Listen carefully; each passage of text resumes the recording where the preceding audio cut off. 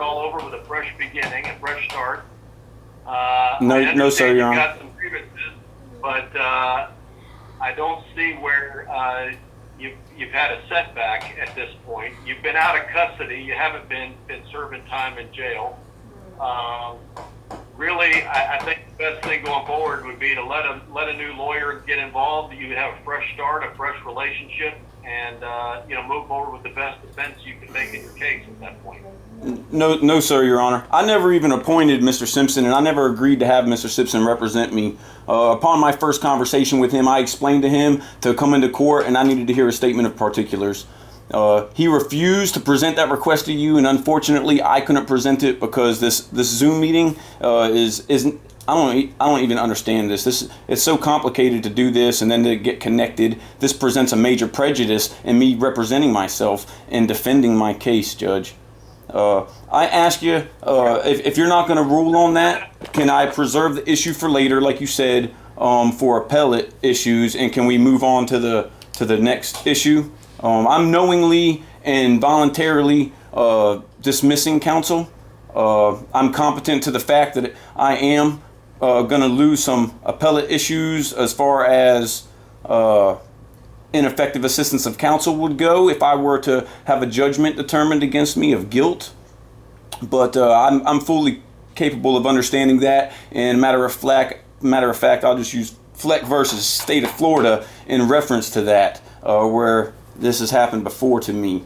So that'll explain that I'm competent to represent myself. And then if the judge understands that, sir, could I please go ahead and get your authority to proceed with my case?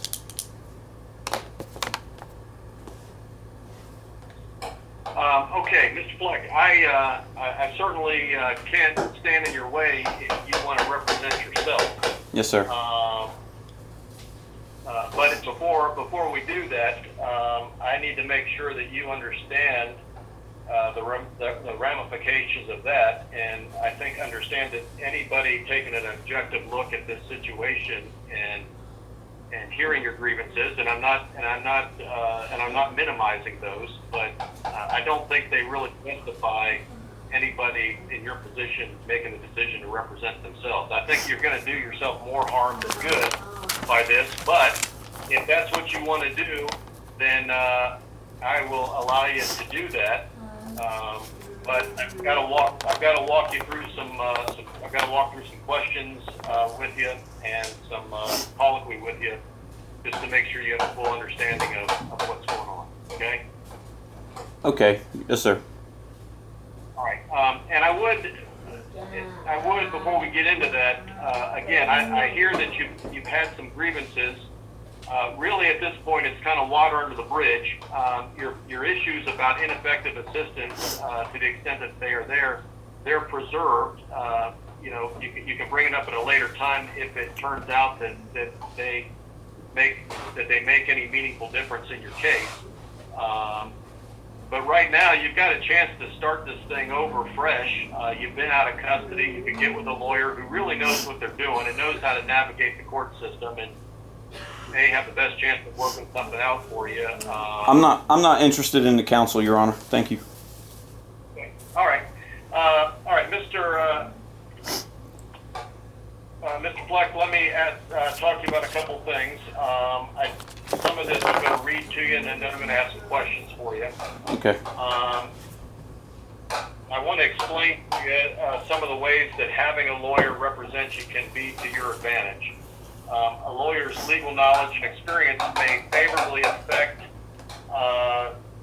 pretrial release. You're already out on release, so it wouldn't have much effect on that. But I'm on bail, Your Honor, not release. I'm not free. I'm on bail. You've made bail, but a lawyer can obtain information about the case through discovery devices.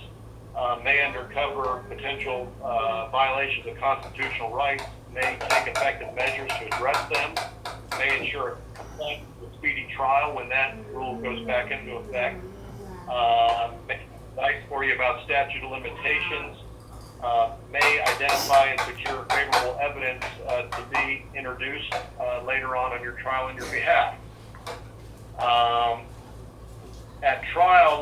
has experience and knowledge of the entire trial process, and he or she will argue for your side during the whole trial and present the best legal argument for your defense. Since jury qualification and selection are governed by numerous legal procedures, a lawyer's knowledge and experience may enhance the selection process on your behalf.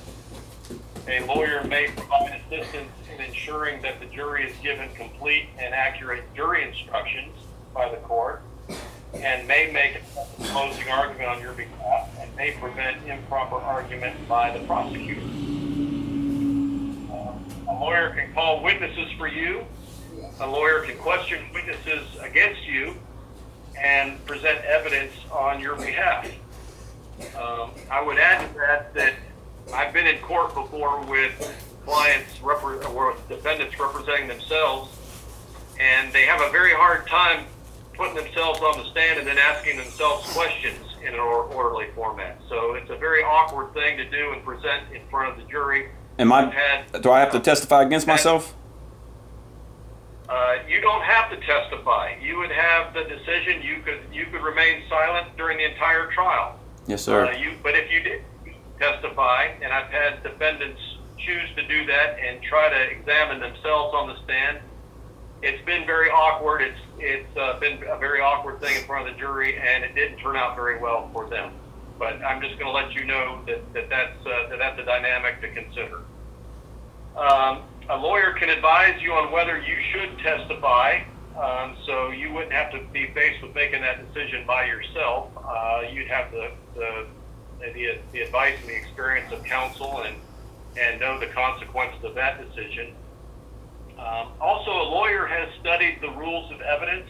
They know the rules of evidence, what can and cannot come into trial, and I'll tell you that you wouldn't be excused from following the rules of evidence or procedure. You'd have to work through that yourself, and what I've seen in the past is that defendants representing themselves, really because they're not skilled in that, they do an ineffective job of getting the evidence they need to into trial, and I've seen defendants be severely handicapped that way. But again, that's your decision. A lawyer may ensure that any errors committed during trial are properly preserved for appellate review. Anything that happens in trial, it's not automatically appealable. It's not automatically preserved for appellate review. That has to be done in a certain and specific way. And again, I've not seen criminal defendants effectively be able to do that for themselves. But again, that's a decision for you.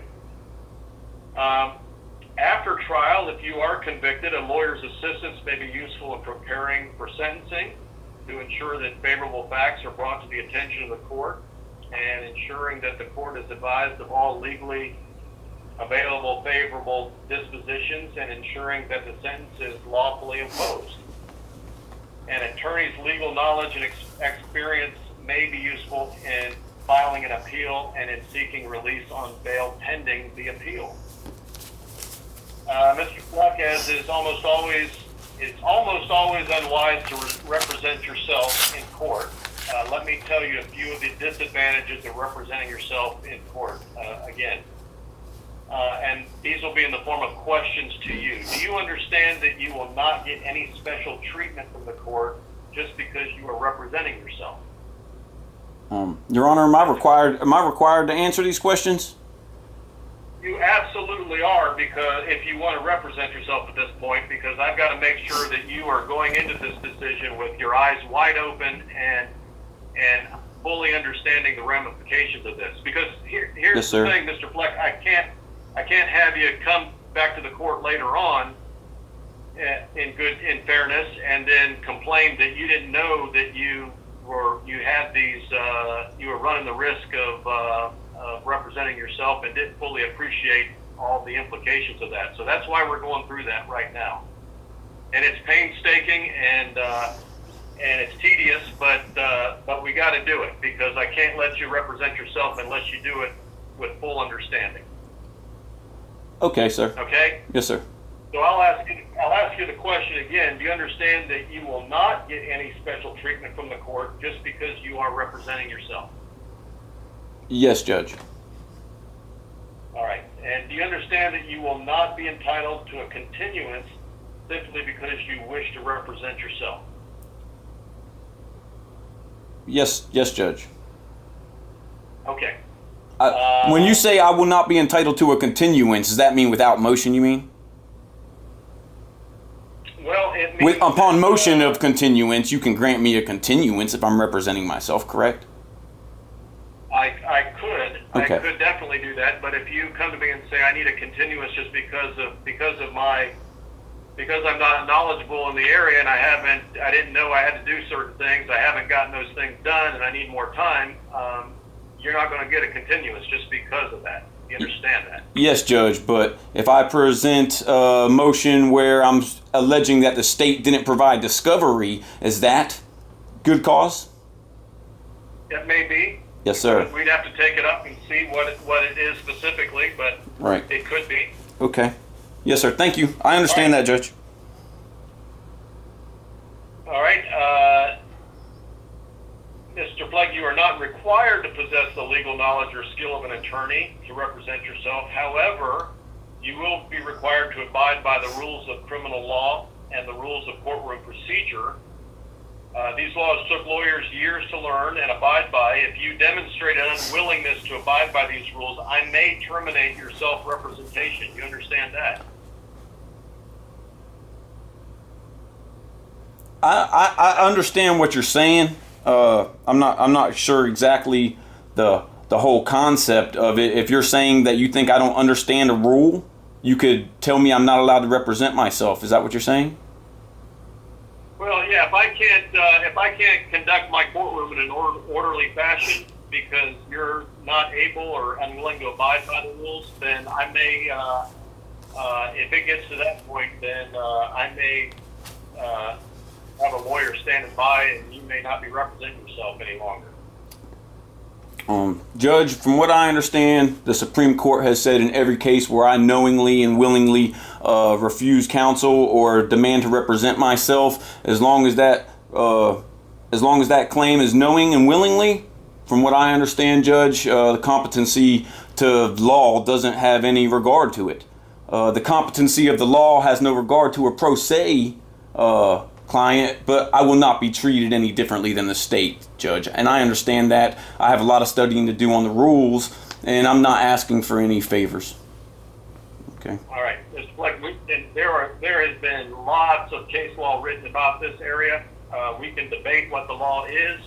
I'm telling you what my position will be, and you don't have to agree with it, but I just need you to understand it.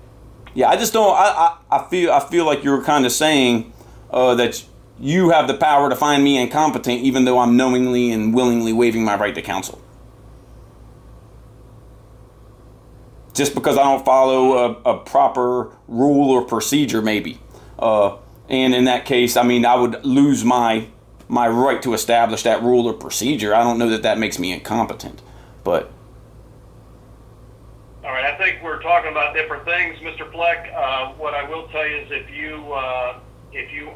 if you're unwilling to abide by the rules, courtroom procedure, if it gets to the point that we can't effectively and efficiently administrate justice and conduct our court proceedings, I'm telling you that I may terminate your self-representation. You don't have to agree with it.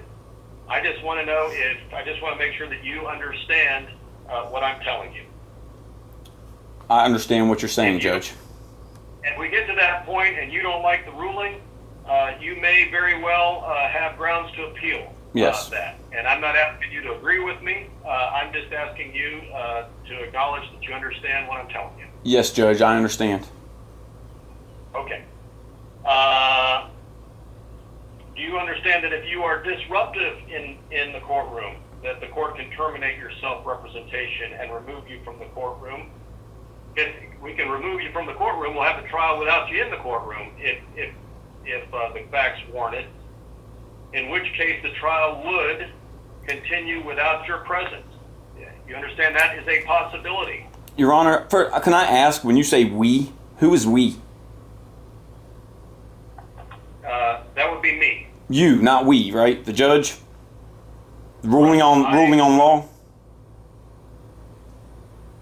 I'm not asking you to agree with it. I'm asking you to understand that if you become disruptive to the point that I can't conduct an effective trial, an efficient trial, that you could be looking at removal from the courtroom. And if that's the case, you don't have a lawyer necessarily in there standing up for you.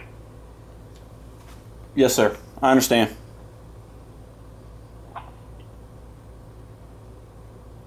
All right. Do you understand that your access to the state attorney who is prosecuting you will be severely reduced as compared to a lawyer who could easily contact the state attorney on your behalf? Am I not allowed to contact the state attorney? If I'm representing myself, can I not enter into negotiations with the state attorney? I am not saying that. Okay. I am just saying that your ability and your access may be severely limited because you're not in the courthouse every day and running into that lawyer in the halls and talking about lots of other business and lots of other cases at the same time as a lawyer on your behalf would be doing. To that extent, your day-to-day access to the prosecutor would be limited as compared to a lawyer who works hand in glove with that lawyer on a consistent basis. Okay, I understand, Judge. Okay? Do you understand the state will not go easier on you or give you any special treatment because you are representing yourself? Yes, Judge.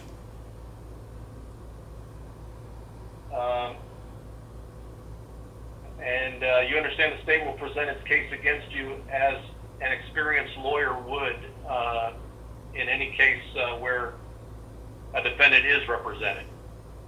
I expect nonetheless, Your Honor.